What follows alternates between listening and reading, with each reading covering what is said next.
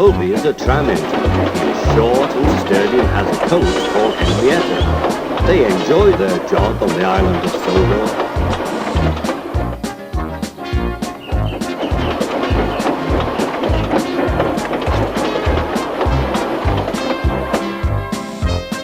Every morning they take the workmen to the quarry, and they often meet James at the junction.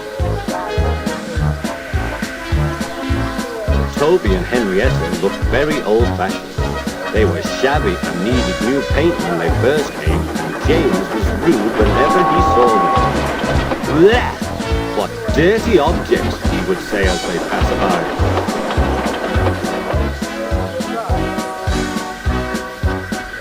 One day, Toby lost patience.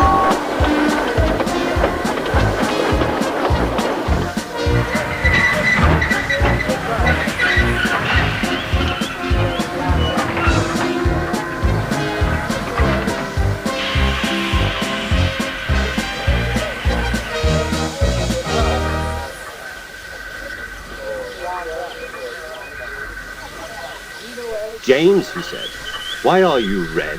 I am a splendid engine, replied James loftily. I am ready for anything. You never see my paint dirty. Oh, said Toby innocently, that's why you once needed bootlaces. To be ready, I suppose. James felt redder than ever and snorted off. It was such an insult to be reminded of the time when a passenger's bootlace had been used to mend a hole in one of his coaches. At the end of the line, James left his coaches and got ready for his next train. It was a slow goods, stopping at every station to pick up and set down trucks. James hated slow goods trains.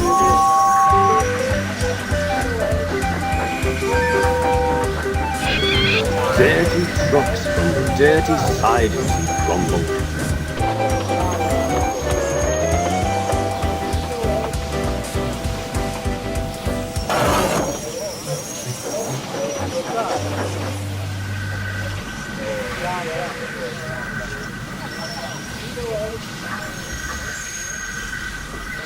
Starting with only a few, James picked up more and more trucks until he had a long train.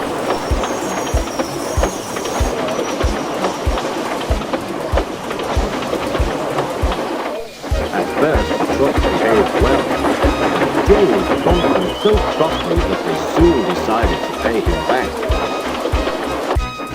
They went over the viaduct, and it wasn't long before they reached the top of Gordon's Hill. Heavy goods trains should wait so that the guard can pin down their brakes, which stops the trucks pushing the engines too fast as they go down the hill. James had had an accident with the trucks once before on Gordon's Hill. He should have remembered this. Wait, James, wait, said his driver. James did not wait.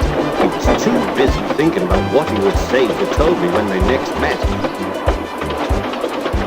Hurrah, hurrah, laughed the trucks. They banged their bumpers and pushed James down the hill.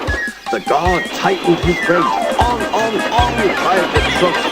I've got to stop, groaned James. They thundered through the station and lurched into the yard.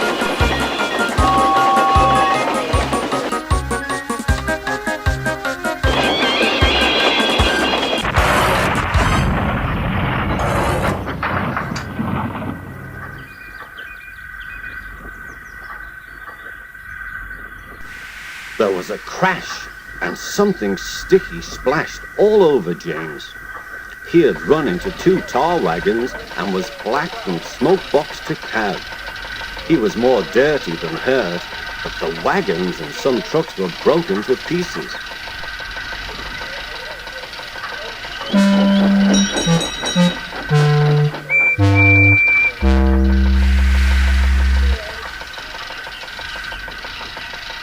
Toby and Percy were sent to help and came as quickly as they could. Look there, Percy, said Toby. Whatever is that dirty object? That's James, replied Percy.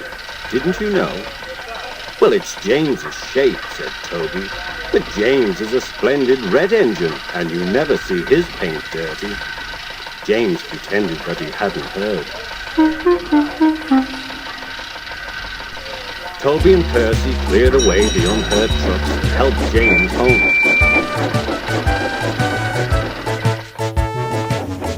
The Fat Controller came to meet them.